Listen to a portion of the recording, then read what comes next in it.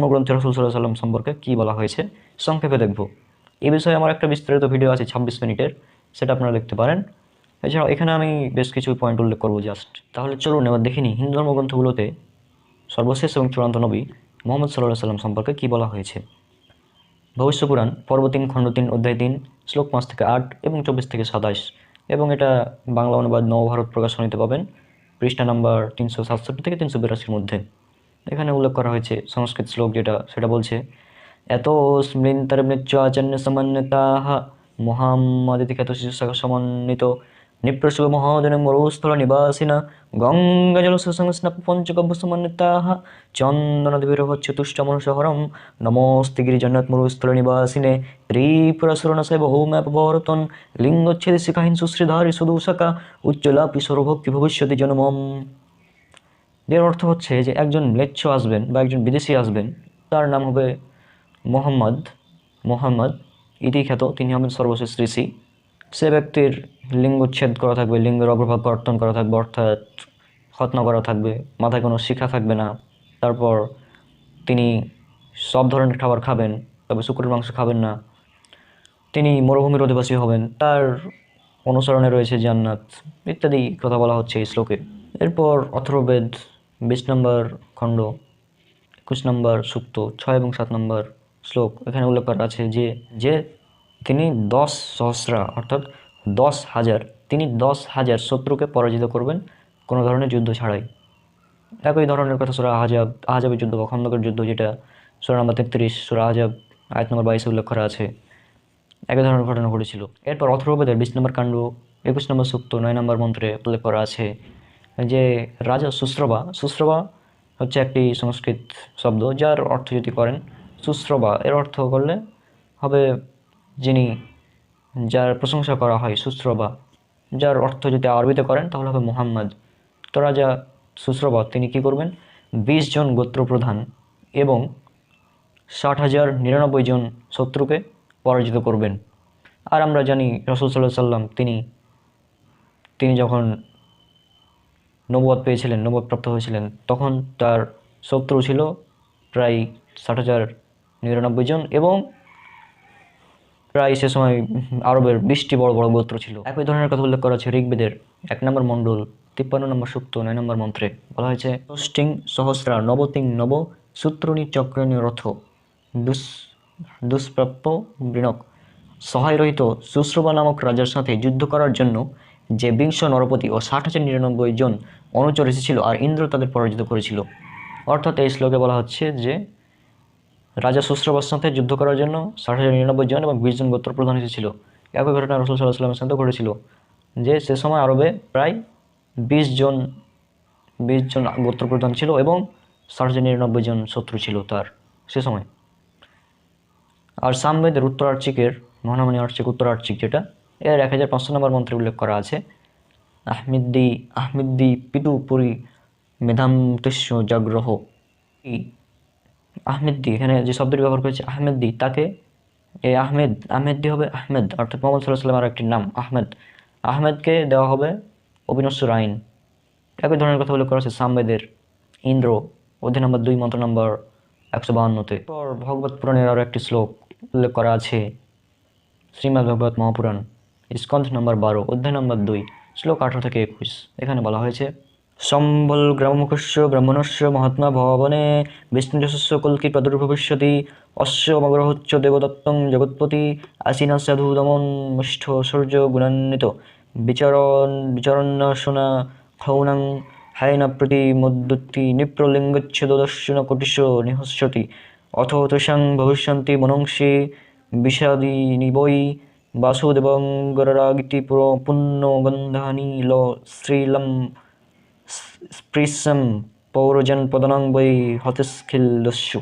এর অর্থ হচ্ছে যে কল্কি অবতার তিনি সম্বল গ্রামে বিষ্ণুযশার গৃহে জন্মগ্রহণ করবেন। তিনি দ্রুতগামী ঘোড়ায় চড়ে আসমান ভ্রমণ করবেন এবং তার হাতে তরবারি থাকবে। তারপর তার অনুসারী যারা হবে তাদের খতনা করা থাকবে, এটাই বলা হচ্ছে। এছাড়াও কল্কি অবতারের কথা আরও বর্ণিত আছে। কল্কি অবতার মানেই হচ্ছে সর্বশেষ ঋষি। কল্কি অবতার মানেই সর্বশেষ ঋষি। কল্কি অবতারের কথা আরও উল্লেখ করা আছে কল্কি পুরাণে। কল্কি পুরাণ অধ্যায় নম্বর 2 মন্ত্র নম্বর 4 সম্ভল বিষ্ণু গৃহে প্রাদুর্ভাম হংস মমতাং মাতারি বিভো। মানে সম্ভলে বিষ্ণু গৃহে মানে সম্ভল গ্রামে বিষ্ণুযশার গৃহে সুমতির গর্ভে জন্মগ্রহণ করবে কল্কি। সম্ভলে পয়েন্টিট সম্ভলে বিষ্ণুযশের গৃহে সুমতির গর্ভে জন্মগ্রহণ করবে কল্কি কল্কি জন্মগ্রহণ করবে সুমতির গর্ভে। তাহলে সম্ভল সম্ভল বলা হয় এমন একটি স্থান যেটা শান্তির স্থান অনুবাদ করে দাঁড়ায়। আরবিতে করলে পাবেন মক্কা। বিষ্ণুযশ বিষ্ণু মানে আগে বলেছি পালনকর্তা। বিষ্ণুযশা মানে বিষ্ণুযশ মানে হচ্ছে বিষ্ণুর যে উপাসনা করে অর্থাৎ পালনকর্তার গোলাম অর্থাৎ সৃষ্টিকর্তার গোলাম অর্থাৎ আরবি যদি করেন তাহলে পাবেন আবদুল্লাহ। তাহলে সম্ভল মানে মক্কা আর বিষ্ণুযশ মানে হচ্ছে আবদুল্লাহ। তাহলে মক্কায় আবদুল্লাহর ঘরে সম্ভলে বিষ্ণুযশের গৃহে সম্ভল গ্রামে বিষ্ণুযশের গৃহে মক্কায় আবদুল্লাহর ঘরে পয়েন্ট ইট। সৌমতি মাতারি বিভো সুমতির গর্ভে মানে সুমতি হচ্ছে যার অর্থ সুমতি একটি সংস্কৃত শ্লোক যার অর্থ হবে শান্তি। আরবিতে করলে পাবেন আমিনা। সৌমতি মাতারি বিভো মানে আমিনার গর্ভে সুমতির গর্ভে মানে আমিনার গর্ভে আরবিতে। তাহলে মূল কথা হচ্ছে যে এই কল্কি সর্বশেষ ঋষি তিনি মক্কার বিষ্ণুযশের অর্থাৎ আবদুল্লাহর ঘরে সৌমতির গর্ভে মানে আমিনার গর্ভে জন্মগ্রহণ করবেন। আর আমরা জানি রাসূল সাল্লাল্লাহু আলাইহি সাল্লাম তিনি মক্কায় জন্মগ্রহণ করেছিলেন। তার পিতার নাম ছিল আবদুল্লাহ, মাতার নাম ছিল আমিনা। সেটা ছিল আরবিতে, সেটাকে যদি সংস্কৃত করেন তাহলে এটাই হবে সম্ভল বিষ্ণুযশের গৃহে প্রাদুর্ভাম হংস মমতাং মাতৃ বিভো। এরপর কল্কি পুরাণ অধ্যায় নম্বর 2 শ্লোক নম্বর 5 চতুর্বিভাত বিভো কালিস্মে কালিক্ষম। অর্থাৎ তার কল্কির 4 জন বিশিষ্ট সহচর থাকবে, 4 জন বিশেষ বন্ধু থাকবে। এটা স্পষ্টভাবে 4 জন বিশেষ বন্ধু 4 খলিফার কথা বলা হচ্ছে। আবু বকর সিদ্দিক, ওমর বিন খাত্তাব, উসমান বিন আফফান এবং আলী বিন আবি তালিব রাদিয়াল্লাহু আনহু তাদের কথা বলা হচ্ছে, 4 জন বিশিষ্ট সাহাবীর কথা। এরপর কল্কি পুরাণ অধ্যায় 2 মন্ত্র নম্বর 15 বলা হয়েছে দ্বাদশং শুক্লপক্ষস্য মাধব মাসি মাধব চতুর্দৃশ্য পিত্রং পুত্ররিষ্ঠ মৌনস। হচ্ছে মাধব মাসের 12 তারিখে জন্মগ্রহণ করবে কল্কি এবং তার জন্মে তার মাতা এবং তার দাদা আনন্দিত হবে। এটা মাধব মাসের 12 তারিখে যদি আরবিতে করেন তাহলে পাবেন রবিউল আউয়াল মাসের 12 তারিখে। দ্বাদশাং শুক্লপক্ষস্য শুক্লপক্ষ মানে প্রথম অংশ, মাধব মাসের প্রথম অংশের 12 তারিখ। আর প্রচলিত মত অনুযায়ী রাসূল সাল্লাল্লাহু আলাইহি ওয়াসাল্লাম জন্মগ্রহণ করেছিলেন 12 তারিখ রবিউল আউয়াল মাসের। যদিও এই মতটি সঠিক কিনা আমরা বলতে পারবো না, কারণ অনেকগুলো মত রয়েছে। কোনো কোনো মতে রয়েছে 9 রবিউল আউয়াল, কোনো কোনো মতে রবিউল আউয়াল মাসেই নাই। এটা নিয়ে আলাদাভাবে আলোচনা করা লাগবে, এখন এটা সম্ভব না। তবে যেহেতু প্রচলিত মত 12 রবিউল আউয়াল, তো আমরা ধরে নিচ্ছি এটা ধরা যায়, সমস্যা নাই এতে। তো এটা একটি উল্লেখ করা আছে তার কথা এখানে ভবিষ্য পুরাণে, কল্কি পুরাণে। তাহলে এই ধরনের কথা, এই কথাগুলো উল্লেখ করা হচ্ছে কার ব্যাপারে? মাধব মাসের 12 তারিখ জন্মগ্রহণ করবেন সম্ভল গ্রামে বিষ্ণুযশের গৃহে সুমতির গর্ভে। কার কথা বলা হচ্ছে? এরপরে বেদ এবং বিভিন্ন জায়গায় তাকে বলা হয়েছে সর্বশেষ ঋষি, তাকে বলা হয়েছে নরশংসা। নরশংসা একটি সংস্কৃত শব্দ যার অর্থ হচ্ছে নর মানে হচ্ছে মানুষ, আশংসা মানে যে প্রশংসা করা হয়। নরশংসা মানে যে ব্যক্তির প্রশংসা করা হয়। যদি আরবিতে করেন পাবেন মুহাম্মদ। এই নরশংসা শব্দটি বেদের অনেকগুলো জায়গায় বর্ণনা করা হয়েছে, অনেকগুলো জায়গায় বর্ণনা করা হয়েছে। যেমন উল্লেখ করা আছে নরশংসা শব্দটি ঋগ্বেদ 1 নম্বর মণ্ডল 13 নম্বর সূক্ত 3 নম্বর মন্ত্র। ঋগ্বেদ 1 নম্বর মণ্ডল 18 নম্বর সূক্ত ঋক নম্বর 9। ঋগ্বেদ 1 নম্বর গ্রন্থ বা 1 নম্বর মণ্ডল 142 নম্বর সূক্ত মন্ত্র নম্বর 3। ঋগ্বেদ 1 নম্বর গ্রন্থ 106 নম্বর সূক্ত 4 নম্বর মন্ত্র। ঋগ্বেদ 142 নম্বর সূক্ত 1 নম্বর গ্রন্থ 142 নম্বর সূক্ত ঋক নম্বর 3। ঋগ্বেদ 2 নম্বর মণ্ডল 3 নম্বর সূক্ত 2 নম্বর মন্ত্র। ঋগ্বেদ 5 নম্বর মণ্ডল 5 নম্বর সূক্ত 2 নম্বর মন্ত্র। ঋগ্বেদ 7 নম্বর মণ্ডল 2 নম্বর সূক্ত 2 নম্বর মন্ত্র। ঋগ্বেদ 10 নম্বর মণ্ডল 64 নম্বর সূক্ত 3 নম্বর মন্ত্র।